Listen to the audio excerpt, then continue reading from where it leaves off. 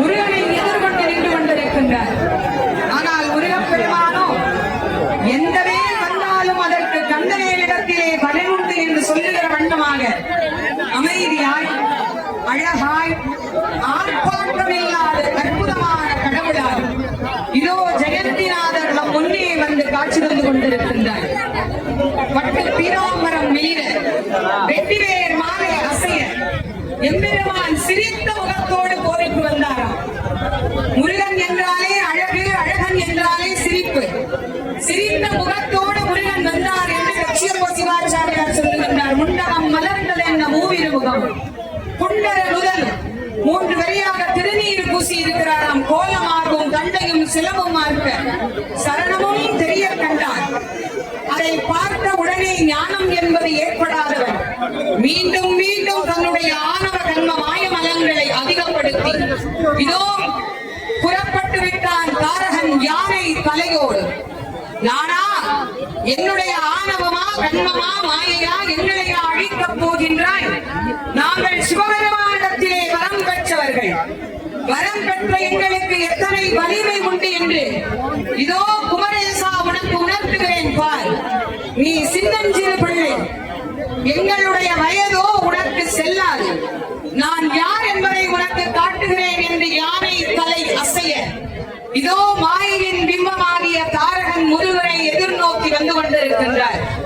முருகனோ மலர்ந்த முகத்தோடு மகிழ்ச்சியாய் ஆனந்தமாய் எவர் வரினும் நான் அவரை எதிர்கொள்வேன் என்று என்றோன்றும் என்னுடைய பக்தர்கள் நம்பியவர்களை காப்பேன் என்று முருகப்பெருமான் எதிர்கொண்டு நிற்கிறார். மேலிருந்து வந்த ஞானவேல் இதோ முருகப்பெருமானிடத்திலே இருந்து புறப்பட தயாராகி இருக்கிறது. 1000 கோடி சூரிய பிரகாச ஒளி உள்ளவே அந்த வேலை அன்னை சக்திவேல் தாங்கி அதை முருகப்பெருமானிடத்திலே தர சிக்கலில் வேல் வாங்கிய செந்தூரன் மிக அழகாக அற்புதமாக அந்த வேலை இப்போது முருகப்பெருமானிடத்திலே வைக்கிறார்கள். கையில் வாழேந்திபடியாக தாரகன் இதோ முருகனை நோக்கி வந்து கொண்டிருக்கின்றார். அவர் ஆட்டுகின்ற தலையின் அழகை பாருங்கள்.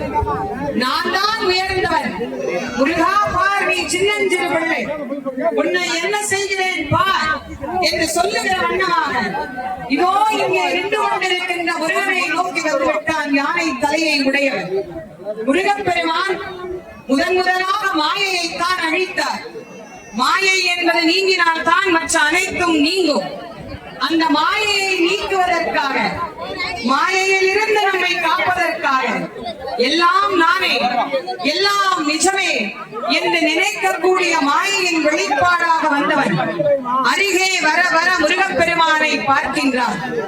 இத்தனை பேரழகு படைத்தவன், நாமே எல்லோரையும் மயக்குபவன், ஆனால் இவன் நம்மையும் மயக்கக்கூடியவனாக விளங்குகிறானே என்ற எண்ணத்தில் யோசித்து நிற்கின்றான்.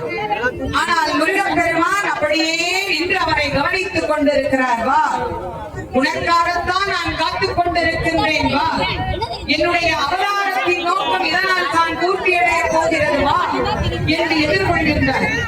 முன்னும் பின்னுமாக தலையை ஆட்டி இதோ முருகப்பெருமானை சுற்றி வர துவங்கி விட்டான்.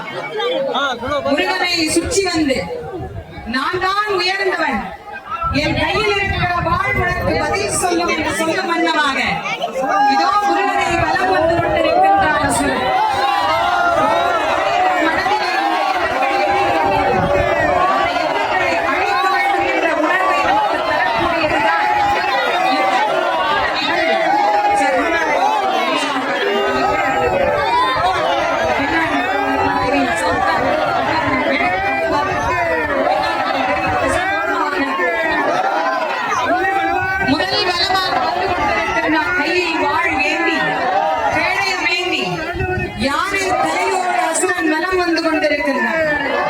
முருகப்பெருமானுடைய அதி அற்புதமான சக்தி, 12 கலைகளில் 12 ஆயுதங்களை ஏந்திய கடவுள், கருணையின் பிம்பமான கார்த்திகேயன், தேவர்கள் தலைவர், தேவ சேனாதிபதியாக விளங்கக்கூடியவர், பக்தர்களுக்கு அருள் புரியும் பராக்கிரமம், தன்னை எதிர்த்து வர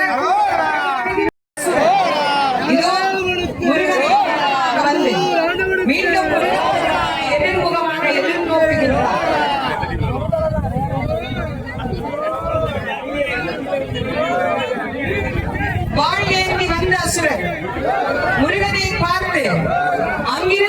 மீண்டும் வந்த வழியே திரும்பி மறுபடியும் சுற்ற ஆரம்பிக்கிறார்.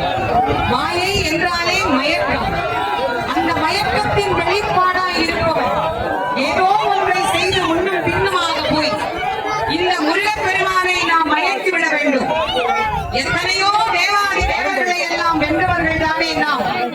ஏன் இந்த சின்னம் சிறு குழந்தைக்கு நாம் பயப்படுகிறோம்? நாம் ஏன் இந்த முருகனை கண்டு முன்னும் பின்னுமாக செல்ல வேண்டும் என்கின்ற யோசனையிலே தன்னுடைய யானை தலையை ஆட்டி ஆட்டி ஆட்டி இதோ நம் பக்கமாக யானை தலையை ஆட்டி ஆட்டி ஆட்டி முருகப்பெருமானை என்னை வென்றுவிடப் போகின்றான் என்ற ஏளனச் சிரிப்போடு முருகனை முன்னும் பின்னுமாக சுற்றி சுற்றி வந்து கொண்டிருக்கின்றார்.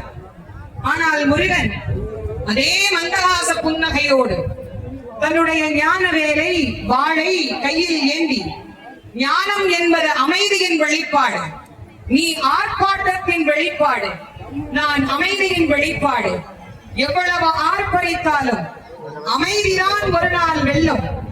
ஆர்ப்பாட்டம் அழிந்து போகும் என்பதை உணர்த்தும் வண்ணமாக அமைதியின் வடிவமாக முருகப்பெருமான் இங்கே நமக்கு அருள் புரிந்து கொண்டிருக்கின்றார். இரண்டாவது முறை சுற்றி வந்த தாரகன் இதோ மீண்டும் முருகப்பெருமானை எதிர்கொள்கின்றான்.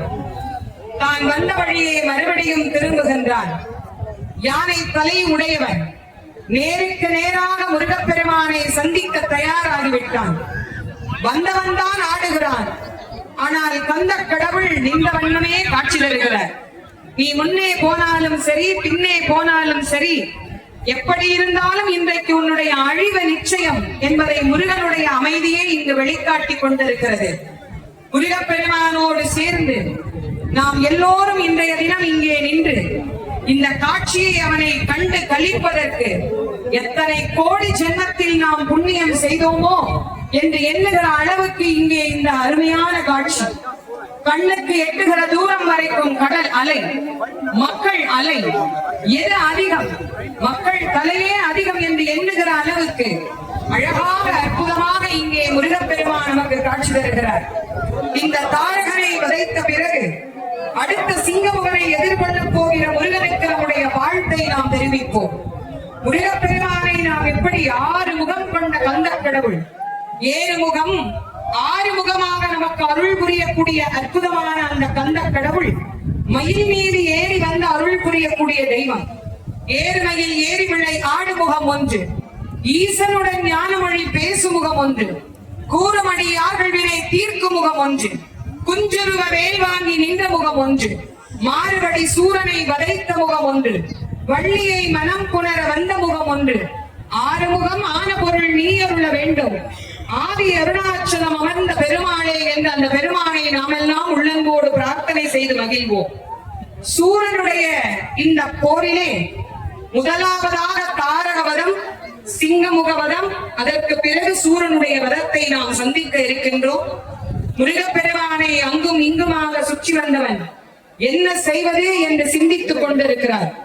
முருகப்பெருமானிடத்திலே இருந்த ஆயுதங்கள் புறப்படும் வரைதான் அவனுடைய ஆட்டம் எல்லாம். முருகனினுடைய ஆயுதம் புறப்பட்டு விட்டது என்றால் அவனுடைய ஆட்டம் அனைத்தும் அடங்கிவிடும். இந்த முருகனுக்கு நாம் அரோகரா சொல்லலாம்.